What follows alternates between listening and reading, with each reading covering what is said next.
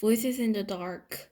Finally, after what seemed like forever of running, someone yelled, I think we lost him. Amos, I'm right here, said Amos' voice a few feet behind us. We can stop, Miles yelled from further up. Jack, I yelled. Oh, said Jack, I'm here. I can't see a thing. Are you sure we lost him? Henry asked, letting go of my arm. That's when I realized that he'd been the one who was pulling me as we ran. Yeah. Shh, let's listen.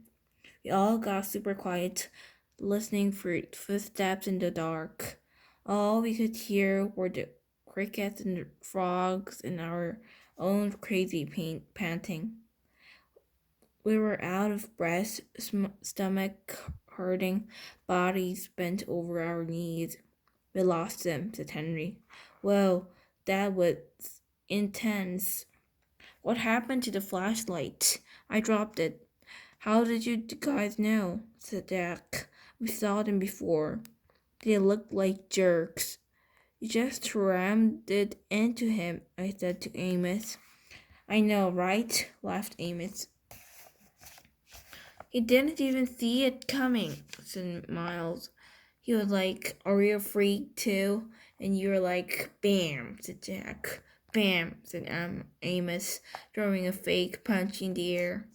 But after I tackled him, I was like, Run, Amos, you.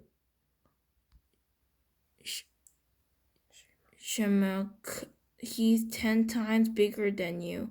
And I got up and started running as fast as I could.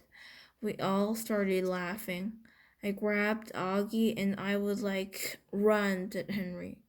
I didn't even know it was you pulling me, I answered. That was wild, I said, Amos, shaking his head. Totally wild. Your lip is beating, dude. I got in a couple of good punches, answered Amos, webbing his lip. I think they were 7th graders. They were huge. Losers! Henry shouted really loudly, but we all shushed him. We listened for a second to make sure no one had heard him. Where the heck are we? Asked Amos. I can't even see the screen. I think we're in the cornfield, answered Henry. Duh, we're in the cornfields, said Miles, pushing a corn stalk at Henry. Okay, I know exactly where we are, said Amos. We have to go back in the direction. That'll take us to the other side of the field. Yo, dudes, said Jack, high in the air. That was really cool of you guys to come back for us. Really cool. Thanks. No problem, answered Amos, high-fiving Jack. And then Miles and Henry high-fived him, too. You do stink, I said, holding my palm up like a Jack just had, though I wasn't sure if they'd high-fived me, too. Amos looked at me and nodded. It was cool how you stood your ground, little dude, he said, high-fiving me. Yeah, Augie, said Miles, high-fiving me too. You were like, we're little than you guys.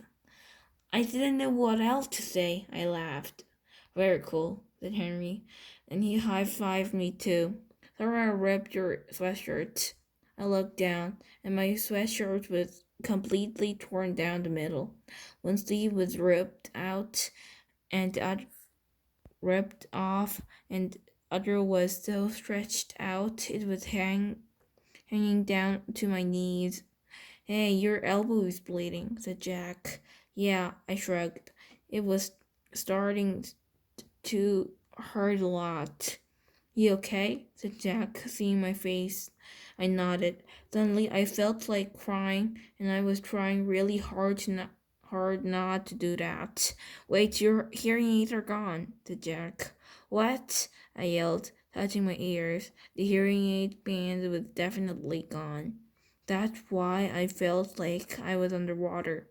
Oh no, I said, and that's when I couldn't hold it in anymore.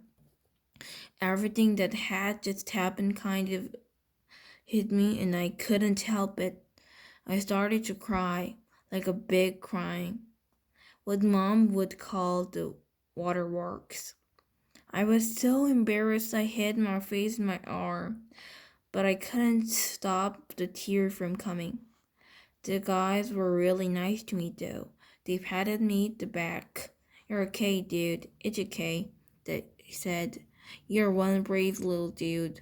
You know that? Said Amos, putting his arm around my shoulders. And when I kept on crying, he put both his arms around me like my dad would have done and let me cry.